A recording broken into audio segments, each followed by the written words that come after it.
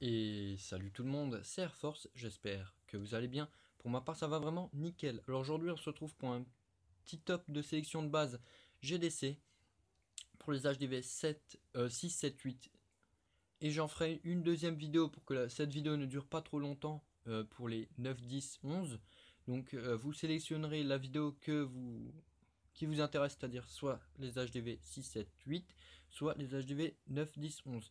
Donc on va commencer cette vidéo comme dit par les petits HDV, donc 6, 7, 8, et je ferai une petite deuxième sur les HDV 9, 10, 11, voilà. Donc c'est parti les amis, on commence par les HDV 6. Donc voilà, première base HDV 6 que j'ai sélectionnée, donc c'est une base où l'HDV est très bien centré avec deux antiaériennes et deux mortiers, donc c'est fait exprès, enfin c'est même pas je pense, c'est fait exprès pour les attaques en ballon, quand vous faites attaquer en ballon en HDV 6. Et les mortiers c'est bien centré pour faire des dégâts de zone sur les géants, toutes les petites conneries comme ça. On a aussi également un très beau parcours pour les géants avec plein de petits pièges qui vont les faire sauter ou les tuer. Voilà. Et on a aussi également les tours de sorcier mis vraiment en avant pour devant les murs, donc c'est fait exprès pour anticiper l'arrivée de casse-briques, même si on pourrait très bien attaquer du côté des canons ou de la tour d'archer, mais bon, ça les ralentirait quand même, donc faudrait mettre au moins un géant. Voilà, une base tournante aussi, ouais, comme c'est un parcours pour les géants, base tournante. Voilà, donc c'est une base que je vous conseille.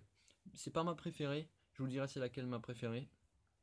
Donc voilà, on passe à la deuxième base, HDV6. Donc cette fois-ci, on a une base HDV6. Bon, elle est préma, mais dites-vous que au niveau max, elle sera très efficace. Donc c'est une base également tournante. Donc on peut voir deux anti-aériennes bien centrées, donc c'est comme avant. Cette fois-ci, il y a juste un seul mortier, il a privilégié le château de clan. Même si c'est vrai que le château de clan, ça sert pas à grand chose de le mettre au milieu quand on est HDV6, étant donné que qu'il se fera détecter quand même n'importe où il est positionné. Donc ça sera plutôt à partir de l'HDV 7 qu'il faudra le centrer, voire même 8, parce que 7 c'est vrai qu'on pourrait encore le déclencher. Voilà, donc très bonne base. Donc comme dit, c'est pour les ballons, c'est vraiment... On a encore une fois un très beau parcours pour les géants, avec les pièges à ressort, la bombe géante et les petites bombes. Donc franchement, base très efficace pour les HDV6. Et on passe à la dernière base HDV6 qui est ma préférée.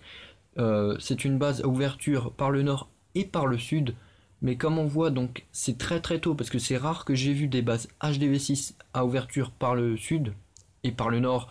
Euh, c'est ouvert des deux côtés, mais je veux dire, c'est rare que j'en ai vu. Et j'ai regardé des replays, franchement, elle défend très bien.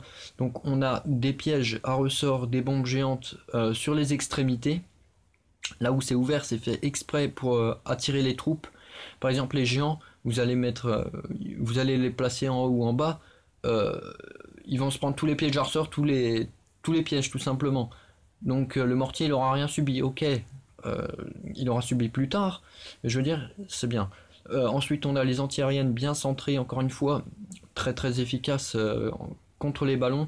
On a les tours de sorcier posées sur les extrémités de l'HDV. Donc ça c'est bien. Si maintenant il y a les troupes qui rentrent à l'intérieur pour détruire l'hôtel de ville, on a les deux tours de sorcier en même temps qui attaqueront les assaillants. Et ça c'est très bien parce que ça fait beaucoup de dégâts. Et on a voilà les canons comme avant, tout ça. Et c'est très fermé à l'intérieur. Donc ça c'est vraiment une très bonne base. Surtout si vous avez maxé vos murs, c'est-à-dire les murs 6. Franchement, c'est une base très résistante et qui va peut-être faire même perdre du temps à votre adversaire à cause des murs, justement. Donc, c'est une base que je vous conseille. D'ailleurs, c'est ma préférée, je vous l'ai dit. Voilà. Donc, on va passer aux bases HDV 7. Cette fois-ci, donc, je vais faire une courte ellipse et on se retrouve pour les bases HDV 7. A tout de suite.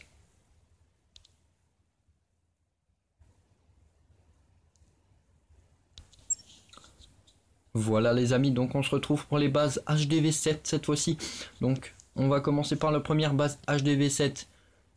La première base HDV7, voilà. Donc avec un château de clan extrêmement bien centré. Donc comme je vous l'ai dit avant, à partir de la HDV7, on peut centrer le château de clan parce qu'il est beaucoup plus difficile à faire sortir, malgré que si on balance un cochon, forcément le château saute. Mais il est très bien centré. Si vous mettez pas de cochon, vous mettez rien, ça peut être très très efficace et surprendre l'adversaire si vous mettez des Valkyries ou je sais pas des bébés dragons, un peu n'importe quoi, voilà. Des troupes, voilà. On a un très beau cercle d'anti-aérienne bien espacé en plus. Donc pour les dragons c'est bien. Parce que quand c'est espacé, ça va mettre plus de coups aux dragons. Même si souvent on se fait tripler quand on est en face d'un dragon en HDV7. Que je trouve normal, c'est d'ailleurs la meilleure compo HDV7, c'est le dragon. En plus les dragons sont mis à jour, donc on a la vitesse d'attaque qui a augmenté, donc c'est encore pire. Donc là ça va tripler de plus en plus. Voilà. On a des petits parcours pour les géants aussi, avec les pièges, les tours de sorciers qui sont posés à côté de la bombe géante, donc ça c'est cool pour les cochons.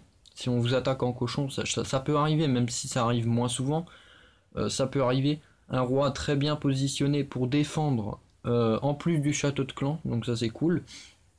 Voilà, donc première base HDV7 que je trouve très bien. Voilà, donc on passe à la deuxième qui est d'ailleurs ma préférée cette fois-ci, parce que c'est une base à ouverture par le sud, j'en ai parlé juste avant quand il y avait les HDV6, pardon. Donc c'est une base très très efficace parce que tout le monde attaque par le bas, chose qu'il ne faut pas faire, il faudrait plutôt attaquer sur les côtés. Parce que on voit quand il y a une zone tampon, donc de toute façon les casse-briques ils vont aller se frotter autour d'archers. Donc ça sert à rien, donc faudrait plutôt attaquer sur les côtés, parce que le bas, comme on peut le voir, il y a plein de pièges, donc ça sert strictement à rien d'aller attaquer en bas. On sait déjà qu'on a fait de la merde. Voilà, donc un très beau centre de village avec un roi des barbares, un château de clan qui est quand même détectable par le côté, mais voilà, assez bien positionné, et les anti-aériennes bien centrées au niveau du village, donc ça peut faire un max de dégâts si on attaque en dragon. Voilà, donc on passe à la dernière base HDV7. Donc pareil que les autres, on a un très très beau cercle d'anti-aériennes. On a cette fois-ci, je trouve que les pièges ils ont été un peu mis là où il y a la place. Donc ça, je trouve un petit peu bête. Donc ça serait à vous de réajuster. Mais ce qui est bien, c'est que il y a pas mal de compartiments, donc va falloir pas mal de casse-briques, voire même attaquer en cochon pour tripler cette base. De toute façon, en HDV7, il y a plein de façons de tripler des bases quand on a HDV7. Il suffit d'avoir un full dragon ou comme sur celle-ci, je pense qu'on peut faire avec des cochons, on peut très bien tripler la base. Voilà les amis, donc on passe à la dernière partie de la vidéo, soit les HDV 8. Donc je fais encore une petite courte ellipse et on se retrouvera tout de suite. Voilà les amis, donc on se retrouve pour les HDV 8 cette fois-ci. Donc c'est-à-dire la dernière partie de la première vidéo. Alors, on va commencer par la première base HDV 8. Donc c'est une très très bonne base avec des replays que j'ai vu mais extraordinaires, parce que on peut pas attaquer cette base en full drag, c'est quasiment impossible parce qu'il y a trop de cabanes autour, trop d'extracteurs, de mines d'or, il y en a beaucoup trop, donc on pourra pas attaquer en full drag. Malgré qu'on détruit une anti-aérienne, on pourra pas attaquer non plus en Go Wiva ou en Go Wiva parce que les Valkyries vont forcément tourner. Il y a beaucoup de cabanes autour, donc il faudra mettre beaucoup de sorciers, mais étant donné qu'il y a des canons à proximité, ça va être extrêmement dur. Donc ça c'est une des meilleures bases HDV 8. C'est pas ma préférée, parce que moi ma préférée, vous allez la voir, c'est un anti 3. Voilà, mais franchement très très bonne base. On peut difficilement faire un 2 étoiles, donc c'est plutôt un anti 2 carrément. Franchement c'est une base que je vous conseille. Voilà, ça peut arriver mais c'est rare. Voilà, donc on passe à ma base préférée, c'est à dire l'anti 3 dont je vous ai parlé, donc avec un château extrêmement bien centré. Donc là, j'insiste vraiment sur le extrêmement bien centré. Donc il est quasiment impossible à sortir, même en balançant des cochons sur les premiers canons, les premières tours d'archer, il est quasiment pas atteignable. On a un beau cercle d'anti-aérienne. L'HDV forcément il est donné puisque c'était un anti-3. On a des pièges bien centrés. Donc maintenant on vous attaque en cochon ou il n'y a plus de cochons, je veux dire. Là il n'y a plus rien. En géant les gens ils meurent rapidement. N'importe quoi. C'est vraiment bombé de pièges vers le centre de la base. Les compartiments sont assez espacés. Donc on peut pas avec un séisme tout ouvrir. Donc ça c'est aussi bien. En Valkyrie on peut, mais de toute façon il y aura jamais le temps pour tripler cet HDV. Moi je me suis fait tripler mais par des HDV 9. Il y a un HDV je crois il a réussi à me tripler. Je sais plus en quoi il m'avait attaqué mais il avait réussi. C'est une très bonne base.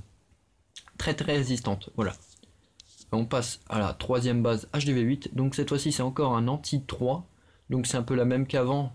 Seulement avec encore plus de compartiments et encore plus espacés avec pareil des pièges bien centrés, l'HDV forcément donné, les réserves qui en plus qui sont devant les murs en plus pour ajouter un mur supplémentaire parce que franchement les réserves ça a beaucoup de vie, c'est comme un mur. Les anti-aériennes bien centrées, voilà. Le château de clan quasiment inaccessible, voilà pardon. Donc voilà, très bonne base. Et on passe à la dernière base HDV 8. Donc encore une fois on a des pièges bien centrés, des anti-aériennes bien centrées également, avec un très beau cercle. Donc on a les cabanes dans les coins, pourquoi pas, ça peut faire perdre du temps à l'ennemi. Voilà, on a par contre le château de clan est beaucoup plus accessible cette fois-ci. Les réserves sont plus données donc on a moins de résistance. Mais cette base on peut la tripler mais elle est assez résistante pour un HDV qui vient d'arriver au niveau 8. Voilà. Donc j'espère que cette vidéo vous aura plu. N'hésitez pas à liker, commenter, partager dans les commentaires. Partagez la vidéo sur les réseaux sociaux, etc. Et moi je vous dis à la prochaine.